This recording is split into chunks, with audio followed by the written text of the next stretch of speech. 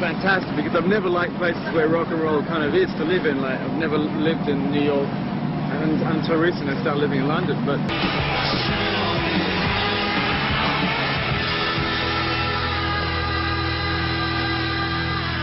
good morning.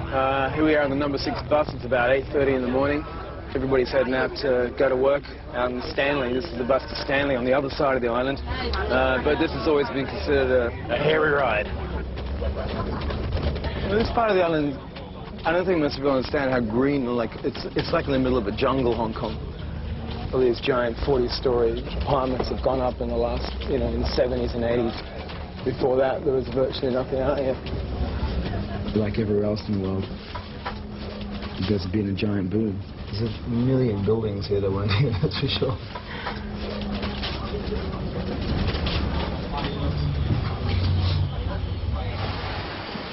When I came here, I was only 4, we're going to Hong Kong. The thing about coming here, no matter how old you are, is you are going into an utterly different culture.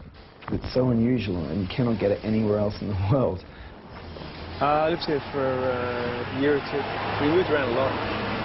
But this is my favorite place. I once climbed up to the roof here. There's another floor during a typhoon with one of those big golf umbrellas, and managed to open it and land out in the garden without hurting myself too much. My brother down the bottom going, go, go, go.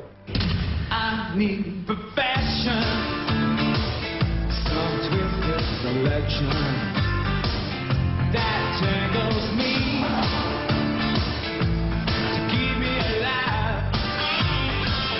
It already exists when none has your beauty. We're now over on Kowloon side. That's the mainland, which is part of China, and we're on the way to KG5, King George V High School, which I went to for first and second form, and before I moved back to Australia.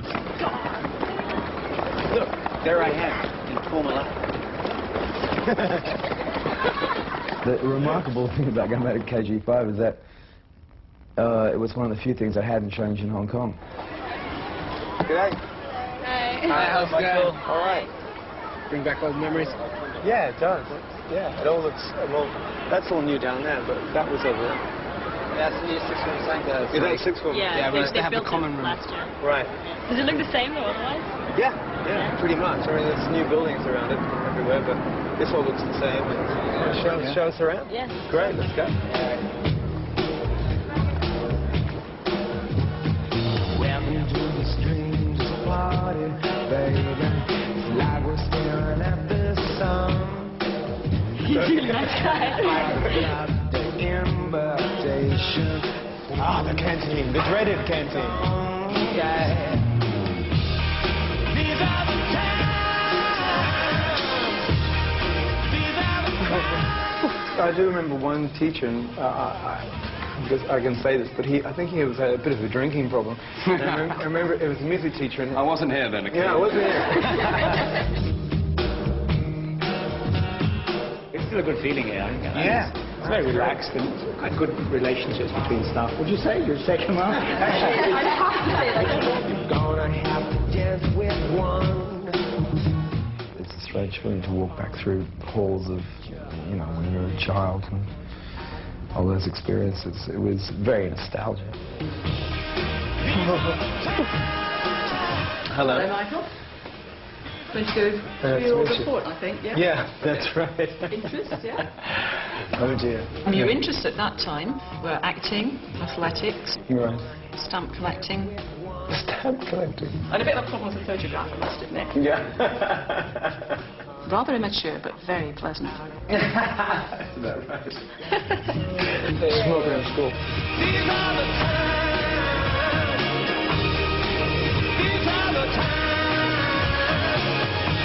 How do you feel about being at school here during the changeover? Do you have strong opinions, or you don't care at the moment, or?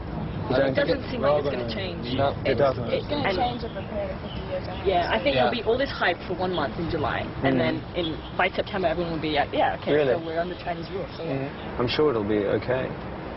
I have a feeling about this place. It always lands on its feet, doesn't it? That's the bell. Yeah, school's out. School's out. That's great. Thank you very much. They were all very positive. I was surprised by how positive they were. There didn't seem to be any dissension at all. You know, nothing's going to change for them. It'll just continue the way it is. In some ways, that's good to see.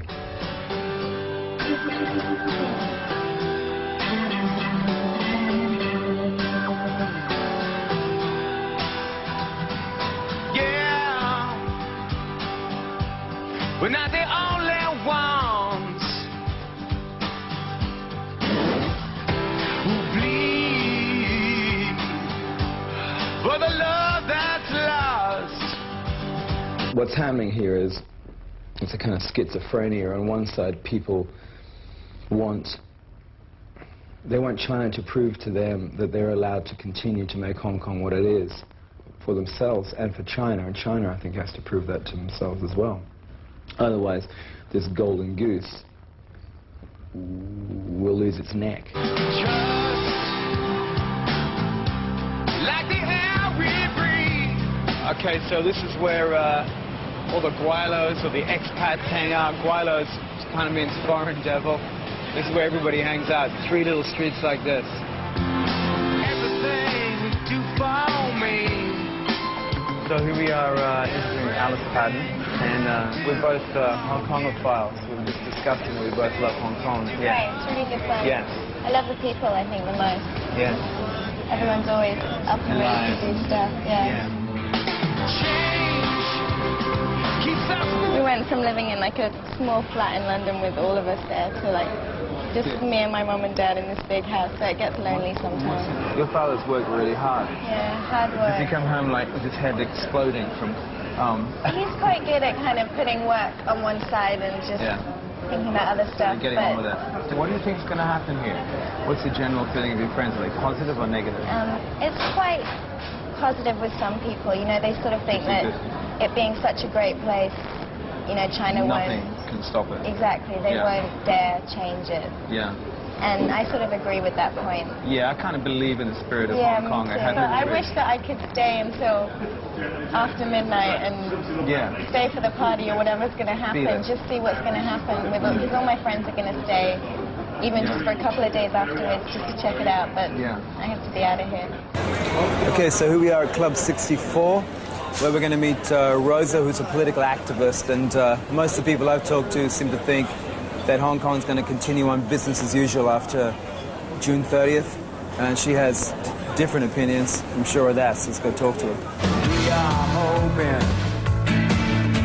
yes, and we're praying.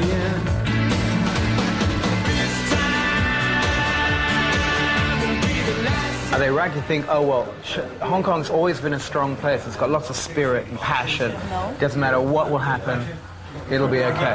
No? No, I don't think. Why? The people rather escape. They go to stay in other countries like United States, Canada, Australia. My family is not rich, simply. Yeah. So that's why I have to stay. Do you worry for yourself? Of course. Yeah. I am just Do you think they touched know by the who police. you are? You just, really? Yes. You were just stopped by the police? I'm just released. You just released? Because Why? I joined the demonstration just 2 months before. And beforehand, like 5 years ago, would you have been interrogated by the police, stopped by the police? It's not so easy, but now it's very easy. Now it's really easy. Right. I cannot recognize myself as a Chinese sometimes. Yeah. But I recognize myself as a Hong Kong people. Yeah. And what I like to do is to do something for Hong Kong. Sure, yeah. Even the political activist we talked to was positive in the end because she believed in Hong Kong. She was searching for an identity. She didn't know whether she was British or mainland Chinese. She wanted to be sort of Hong Kong. But she's positive. She's going to make a change. It's a different kind of lifeguard compared to the ones we have in Australia.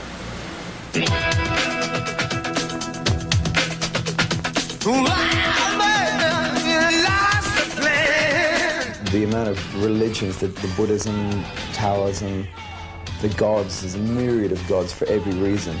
most of it from running. Over here we have, of course, the line of water safety. And over here we have the god of wealth. I think there is a lot of culture here, and it comes in all kinds of forms, but at the end of the day, the modern culture is based on where's the bucks.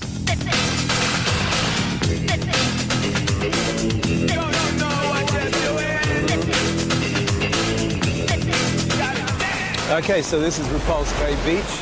Everybody comes here for picnics, and it's just packed, like Bondi or something. But this is the middle of winter, believe it or not, and this is about as cold as it gets. I used to come down here, lots of people used to come down here for lunch and stuff, and they sold off all the land, I guess, and they made this place over here, these big apartments, where the feng shui man came around and said, you got to build a hole right in the middle of it, otherwise the dragon that lives up at the top of these mountains, he has to come down here every day, out into the sea. If he doesn't, big trouble. No one will live there. And the dragon will be pretty upset or something. They put a hole right in the middle of it, as you can see. I don't mind the sun sometimes, the images it shows. I can taste you on my lips and smell you in my clothes. Cinnamon and sugary and softly spoken lies. You never know just how you look through other people's eyes. This is a great invention. Here we are on possibly the longest escalator in the world. It goes all the way down to Central, that's a long way. All I can say is I wish they had this when I lived here. So here we are in the mid-levels, where everybody lives, rich, poor, young and old. And I found this apartment and thought, this is great. I had a little bit of a view of the city before all three buildings went up. I lived up there for about 4 or 5 years. Had a great time. It's fantastic around here. It's all kinds of interesting people, except for dragging the luggage up 6 flights of steps. That was the only problem. Had some really good times here. Wrote Kick here. John Farris came over and joined me in Hong Kong for a while. Now Charlie, Dave and Tim live there. Charlie, Dave, Tim. Really good times.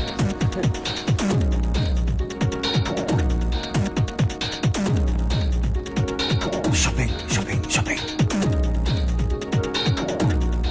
Most people come to Hong Kong and they stop off for a night and probably open counter inside and buy a whole bunch of stuff and go down and continue on to Sydney or go back to wherever they came from. I suppose people just think it's a shopping centre.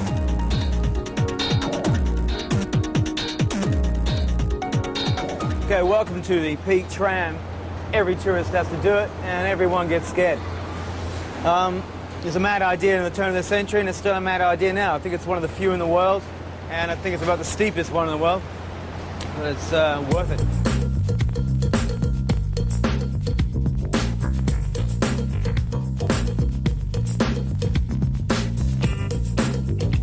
Okay, so here we are at the top of the peak.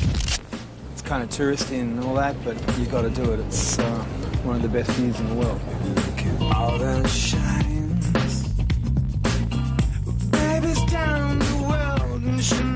You can really see the skyline change. It just goes up.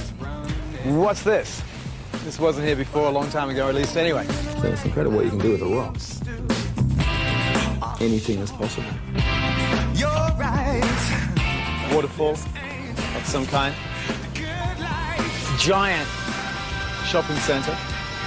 This used to be a little shack where the tram would pull up, the old tram, and people would get off. But here we are at the peak anyway, but there is a little bit left of the old Hong Kong.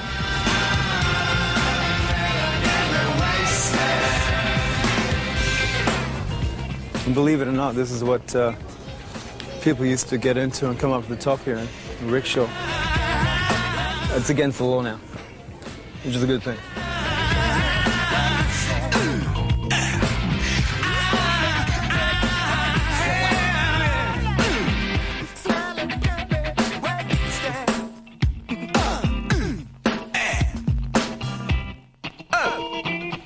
What was it like growing up in Hong Kong for you? Did you You love it? You know, Hong Kong, small city, but very, very active.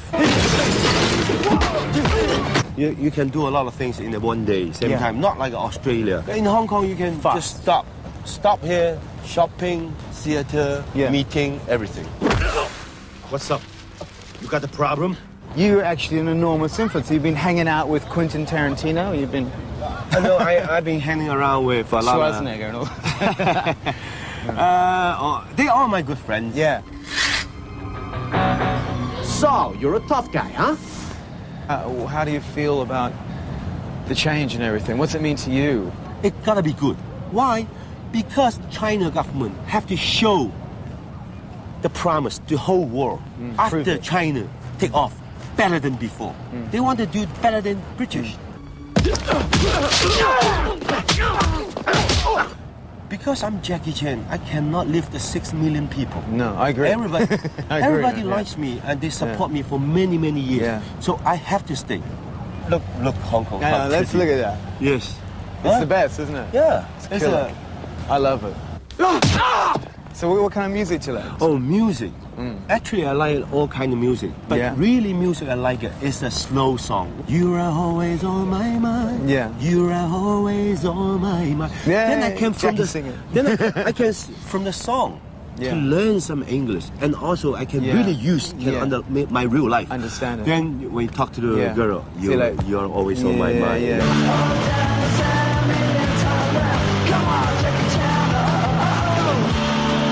They're the most pragmatic people, inscrutable people, who carefully map out every little financial decision and then zip down to the races and throw it on a horse.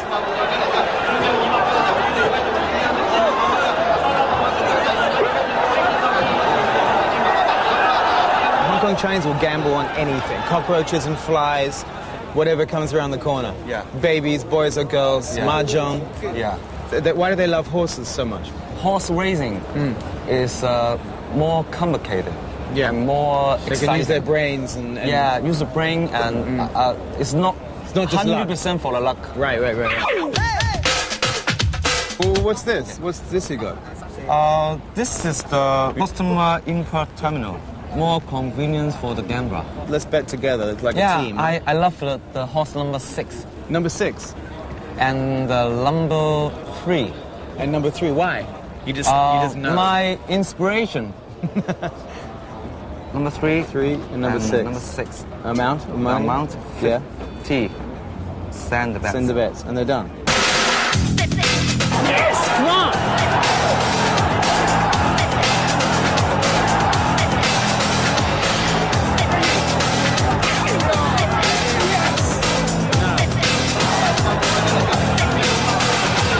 Oh, his tip sucks.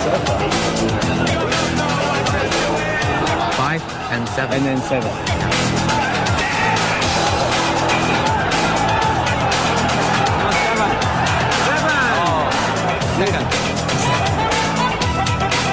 This is the last bastion of laissez-faire capitalism. There's nothing else like it. Anything is possible if you just put that bet down on that horse, and everybody believes in that feeling, that it could be around the corner, and just seems to keep them going.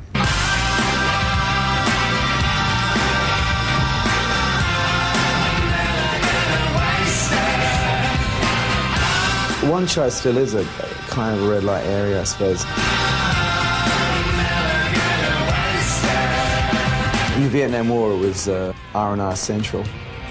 But now that's all changed, and it's more likely you're going to find it full of karaoke bars and restaurants and stuff. Okay, so this is our final moments in Hong Kong. So we thought we'd kill a song for you, karaoke style. It's a motor running, head on the highway, looking for adventure. If it ever comes our way. This will become a kind of little star in the sky to be looking at, to watch, to see. Let's hope that little light doesn't go out.